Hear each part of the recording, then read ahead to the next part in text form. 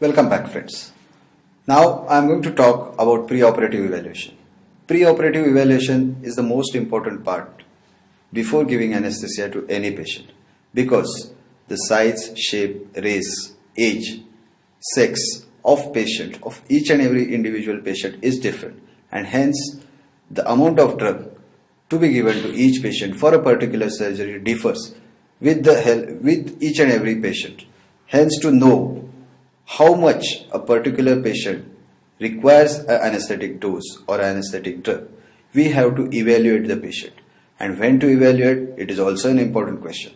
Some patients need to be evaluated 7 days prior to the surgery. Some patients have to be evaluated 1 day prior to the surgery, and some patients have to be evaluated on the day of surgery. I am going to talk in detail what all things you are supposed to evaluate it when an anesthetist visits a patient before surgery. Now, to start with, the major goals during this particular preoperative evaluation. What are the goals which an anesthetist must understand? What are the objectives of preoperative evaluation? The major goals are, as they say, history and physical examination to determine relevant tests and consultations. During preoperative evaluation, we are supposed to take a detailed history and a detailed physical examination of the patient so that anesthetist comes to know which all relevant tests are required for that particular patient, for that particular surgery, and which all specific investigation and specific consultations are required so that proper anesthesia and proper dosage can be given to this particular patient. Also, the second part and most important goal is, guided by the patient's choice and medical risk factor, choose a plan of care. You are supposed to explain to the patient what type of anesthesia which you plan to give to the patient, and also give him the option to choose the form of anesthesia. This has been very important from medical legal point of view. In this consumer age, you are supposed to tell the patient, this is form of anesthesia or this is the plan that I am going to decide for this particular surgery to you. But also give him the options, which are other options which are available. And if and only if patient approaches and patient says that the form or the plan of action which you have suggested is right for him, then and then only you go ahead with that particular form of anesthesia. Otherwise, it is always guided by the patient's choice. Whatever patient decides, if patient says, I want general anesthesia and I don't want regional anesthesia, you're supposed to give general anesthesia and not regional anesthesia in this consumer age. The next important part is informed consent. You're supposed to take informed consent of the patient during preoperative evaluation. Informed consent is also a major part. Basically, informed consent is a medical, legal or ethical point of view. You are supposed to inform all the complications, all the possible complications, all the possible drawbacks of a particular form of anesthesia to the patient in his own language, which he understands. And then take his consent that he is happy and he is willing to give his consent so that he undergoes this form of surgery in whatever plan of action or whatever form of anesthesia which you have prescribed to this particular patient. And if and only if he gives his consent in writing, which is duly signed by the patient in front of 2 or 3 witnesses, this form of consent is called informed consent, and this is valid medico-legally, which every anesthetist should understand and should take before giving any form of anesthesia. Because though you're doing whatever is for the benefit of the patient, you're giving the anesthesia for the benefit of patient, but if something goes wrong or if some complications occur, God forbid, during anesthesia, many a time complications can occur. So to be protective in this form of world, you should always have informed consent, so that you have already explained all the forms of complication, all the possible complications to the patients in his own language, and then he has given his valid consent so that he undergoes this particular procedure. Then you are safe medico-legally. So informed consent forms a major part of preoperative evaluation. Then you also need to educate the patient about anesthesia, pain management and perioperative care. You have to educate the patient about anesthesia. Just as I said, you have to explain all the possible forms of anesthesia and give him the choice. Whichever forms of anesthesia which he likes has to be administered to the patient. Pain management. Patient is utterly conscious and very suspicious about the pain, the amount of pain which he is going to inflict during and after the surgery. You should also prescribe a major plan of pain management post-operatively, so that not only during the surgery but also post-operatively patient does not have any form of pain. And then also inform the patient about the costs. You have to take care and choose the form of anesthesia in such a way that you always reduce patient care cost, which also is important. So these are the goals which you are supposed to do and deal with during preoperative evaluation. Now, I am going to go step by step what are things you are going to evaluate during the preoperative evaluation. First, the history part. History forms the major part of preoperative evaluation, because even before touching the patient or even before examining the patients, certain specific history which you can elicit from the patient or his relatives can give you a guide or plan you in which form of anesthesia you can administer to this particular patient. Say for example, presenting complaint. Any patient comes for a surgery, he or she has a specific complaint for which he is being operated or he is being hospitalized. So you have to first evaluate what are the presenting complaints of that particular patient. Any other associated complaints of patient. They say, for example, patient may be admitted in a hospital for an operation of hernia, but he may be having associated hypertension or a diabetic mellitus.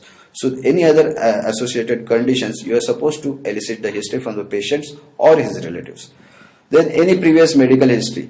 Patients, obviously, many of the patients always have some or other form of previous medical history. He or she may have been hospitalized previously for some other unknown cause, say for fever, viral fever, typhoid, malaria, this sort of things, or for hypertension, for diabetes mellitus, which is totally unrelated right now, but that medical history is important and has to be elicited. Also, any previous surgical history. If patient is being admitted today for a particular surgery, he may have been operated previously, say a year or 2 years ago, for some other surgery. And during that surgery, if some complication has occurred or if patient underwent the surgery uneventful, this form of history is also important during preoperative evaluation. Then current medications. If patient is on any current medications, say antihypertensives or anti-diabetic, statins, or say any form of medications which patient has been taking daily throughout the course for say past 1 year, 2 years, 3 years. This history is important because some of the pre-medications or some of the medicines which patient is taking continuously may have to be stopped during the surgery or a day prior to the surgery before this particular surgery, so that anesthetic drug does not react with this particular medical drugs that patient has been taking. Then any anesthetic history. If patient has been operated previously, he may have been administered a spinal anesthesia or a general anesthesia. So you should elicit the history whether the surgery was eventful or uneventful, or any complications, undue complications occurred preoperatively, operatively or post-operatively during this particular period. And also you should importantly elicit any allergies if patient has any allergies, so that form of drugs or antibiotics has to be avoided during this course of preoperative, perioperative or post-operative period of this particular surgery. Then this has to be followed by general examination. This general examination is routine general examination which covers almost all general parameters, say pulse, blood pressure, cyanosis, clubbing, which we routinely do in every other patient. This after history, you're going to do general examination. This is followed by systemic examination. Systemic examination, this also covers all systems, say respiratory system, cardiovascular system, CNS, urinary system and alimentary system. After this, in anesthetic evaluation, pre-anesthetic evaluation forms a major part. In this preoperative status, like which they say ASA grading, this is the most important part. Then airway assessment, dental examination, spine examination, peripheral arterial examination, any organomegaly if present, and any specific conditions like obesity, protein energy malnutrition, HIV status, diabetes mellitus, hypertension, cardiac problem or pregnancy. Now ASA grading. ASA grading, as you can see on the screen, this is American Society of Anesthesiologists. They grade the patient as per the status of patient into grade 1 to 4. Now as per ASA grading, grade 1 is a normal healthy patient. He is totally normal, healthy patient with risk-free, no other systemic disease, no other disease, and is totally young, fit patient. This is called grade 1 patient. Grade 1 patient carries minimum risk of anesthesia and minimum risk during the whole surgical procedure. Grade 2, this is a normal patient which has a mild systemic disease. Mild systemic disease, say hypertension or diabetes mellitus, which does not incapacitate him during his routine work, and he can perform his daily activities routinely even with that particular systemic disease without any hindering any of his routine work. Then grade 3 patients. Grade 3, they are having severe systemic disease that limits their activity, but it is not incapacitating in any manner. Like severe systemic disease like say bronchial asthma, chronic dyspnea, COPD. The patients have chronic dyspnea, they are not able to walk. That limits his or her routine activity, but it is not incapacitating. That means patient is able to, with proper medication, patient is able to walk, take care of his routine activities, but he is living with this particular severe systemic disease. Then grade 4 patients, it is severely incapacitating disease that is a constant threat to life.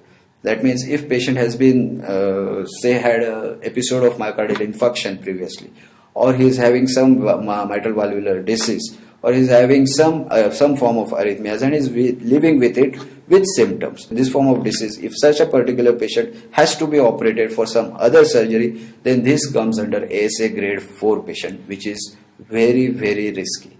And grade 5, these are moribund patients which are not expected to live or survive with or without operation. That means patient is anyway going to die, even if you operate the patient or you don't operate the patient. So actually grade 5 patient is the most riskiest patient. But thinking in medical legal terms, grade 5 patient, though it is the most risky patient, it is most easy to give anesthesia. Because even if you give anesthesia or if you don't give anesthesia to this particular patient, patient is going to die anyway. Okay. Then the second part after ASA grading is the airway assessment. It includes mouth opening.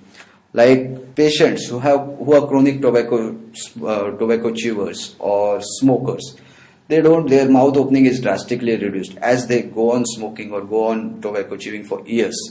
And a stage comes when they are not able to open their mouth completely. And this is important because you are going to intubate the patient during giving general anesthesia, and mouth opening forms the most important part. Because unless mouth opens completely, you are not going to be able to pass laryngoscope with endotracheal tube with a small opening. So mouth opening forms the most important part. It is followed. You should always check the dental status, whether there are any missing tooths or any prosthesis. If prosthesis are there, you are supposed to remove the prosthesis, and if missing tooth is there, you are supposed to inform the relatives and patient that this particular tooth is missing. Because during laryngoscopy, when you put in the laryngoscope, there are possible chances that you are going to break a loose teeth or this thing. And if at all this teeth goes inside your larynx or inside your stomach, that could be a complication. So to avoid that, if any loose teeth is there, you have to first remove it and also inform the patient and relative that this particular tooth is loose and I may be able to remove this particular tooth during intubation or during my direct laryngoscopy. You should always check for any swelling which is present over the neck.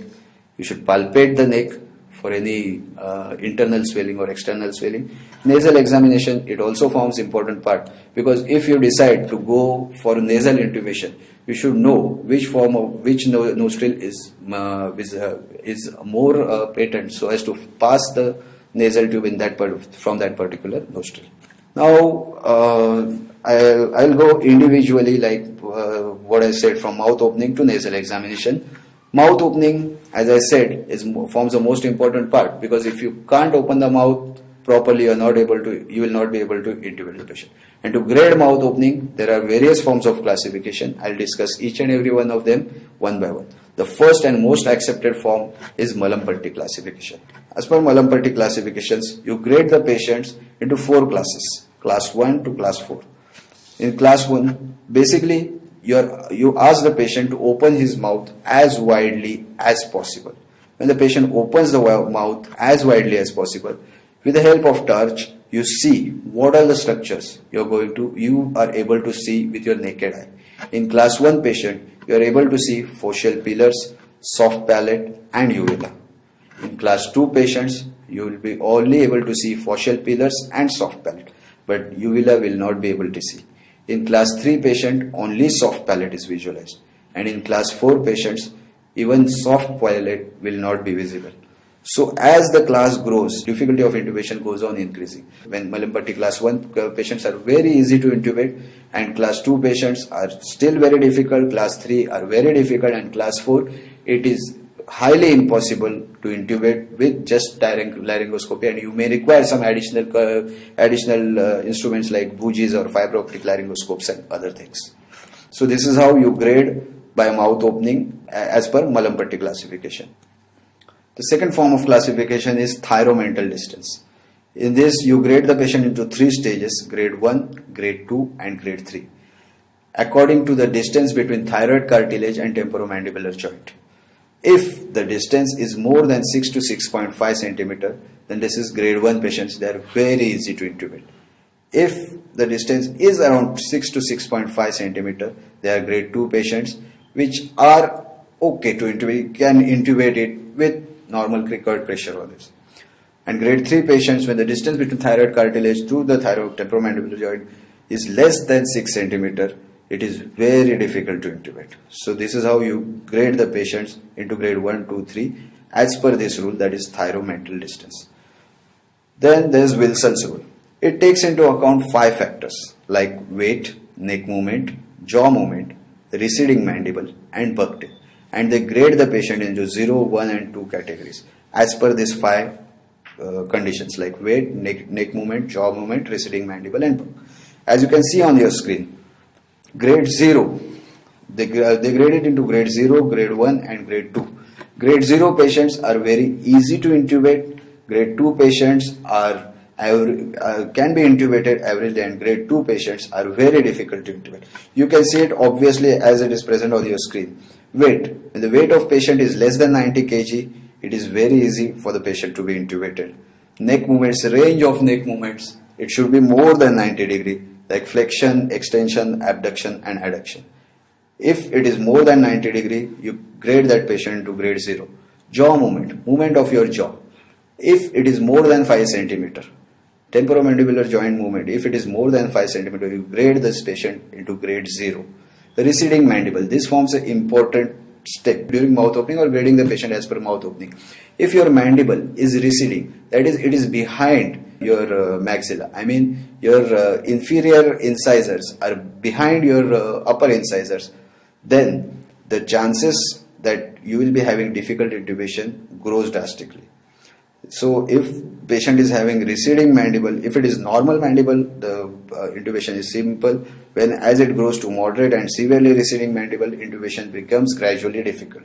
Buck teeth, presence of any buck teeth or protruding teeth. As the number of buck teeth increase or protruding teeth increase, then the severity of intubation or the difficult intubation goes on. Then temporomandibular joint function. As per temporomandibular joint function, you can have interincisor gap. That is, in layman's term, if you are able to put 3 of your fingers through the mouth opening, then this is called grade 1. That is, the interincisor gap is more than 5 centimeter. If interincisor gap is 5 centimeter, this is grade 2. And if interincisor gap is less than 5 centimeter, this is grade 3. So as per temporomandibular joint dysfunction, also you can grade the patient and judge the difficulty of intubation. The other rules are like radiological. Once you can see, you can take the X-ray of patient, lateral X-ray of the patient, of the face. And in lateral X-ray, A, you mark it. A is effective mandibular length. That is effective mandibular length from tip of incisor to the temporomandibular joint. If you grade it as A, and then grade B is alveolar length. That is lower border of third molar to lower border of mandible. If you call this alveolar length as B, then you can judge difficult intubation as A. If it is less than 3.6 B, this is called difficult intubation as per radiological evidence. For this, sophisticated X-ray or lateral view of mandible of patient is required, which is not generally patient during when you are there, when you are going to pre-evaluate the patient. Then also after the mouth opening, the next important step is dental status. Dental status of the patient is also important. As you can see, As I just mentioned, presence of any loose teeth, any dental infection, presence of any dentures, swelling of the jaw or fracture mandible. If and when these conditions are present in the patient, the difficulty of intubation increases, and you should always judge the dental status of patient. Then comes the spine examination. Spine examination is important when you are going to give regional anesthesia, so spinal anesthesia or epidural anesthesia. They form the most important examination because you are supposed to see neck movement, as I described earlier, flexion, extension, abduction, adduction. It should be more than 90 degrees. There should be also inquire about the jaw movements. Then spine examination consists of any presence of any lordosis, kyphosis, scoliosis. As presence of these permanent spine deformities, it will be very difficult or easy for you to plan your spinal or epidural anesthesia as per the need. Then also you have to evaluate presence of any varicose veins or any peripheral arterial diseases. As and when, if at all this problem is present in a patient, you have to alter your form of anesthesia.